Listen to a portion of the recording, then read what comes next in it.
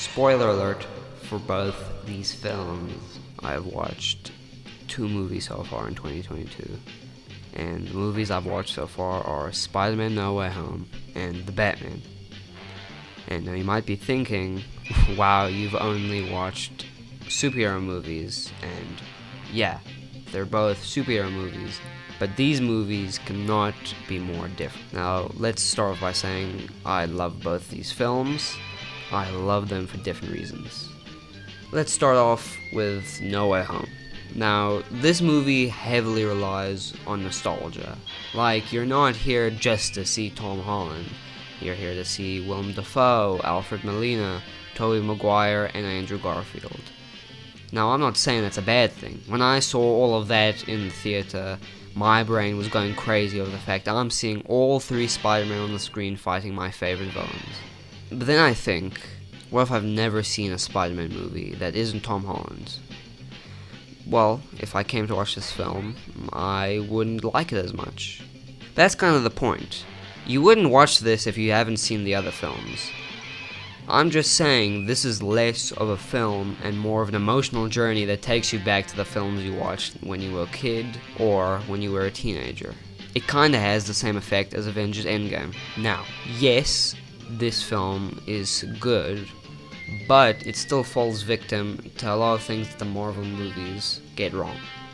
That is, of course, having bland colors that don't really pop out, and it looking like it was made in a factory of endless Marvel films. Now, there's a great video about this. It was made by Patrick H. Willems, and I think you should check it out.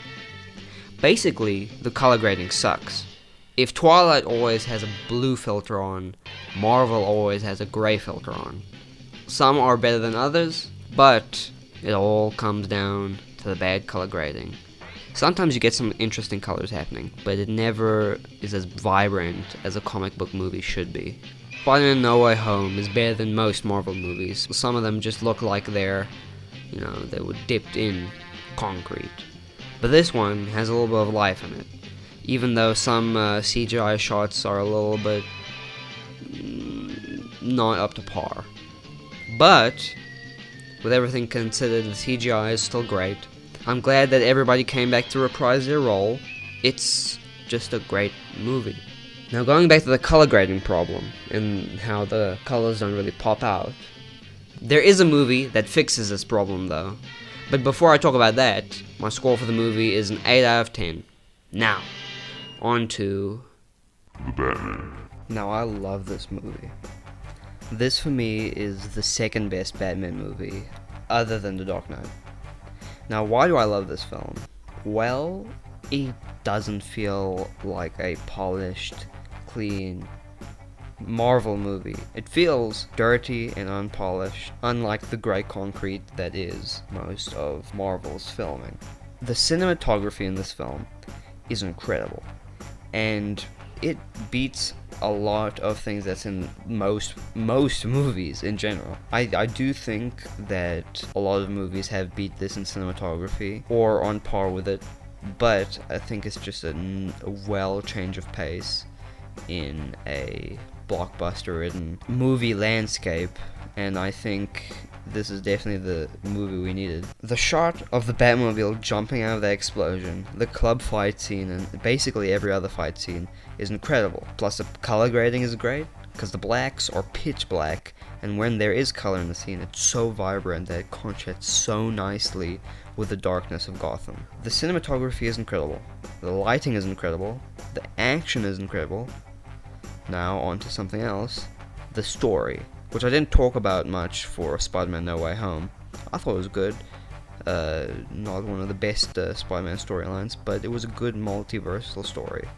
Anyway, I love the plot of this film, because it's actually a detective film. Unlike a lot of other Batman flicks, it actually goes into depth of why Batman is the world's greatest detective, and this is what I love.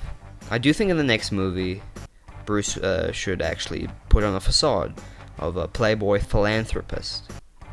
But him being just kind of a loner was still pretty interesting for a beginner Batman.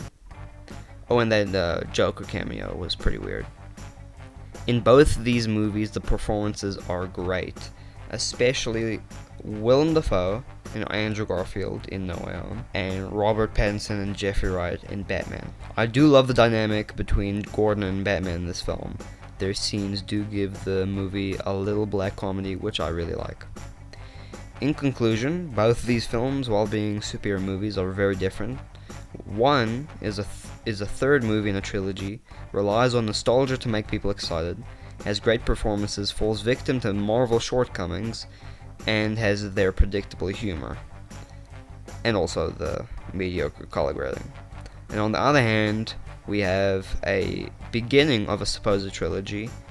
It has great performances, cinematography is incredible, color grade is incredible, action and everything else that makes a great movie is there. But it does have a weird cameo of an overused villain that I hope is only coming a lot later in this franchise.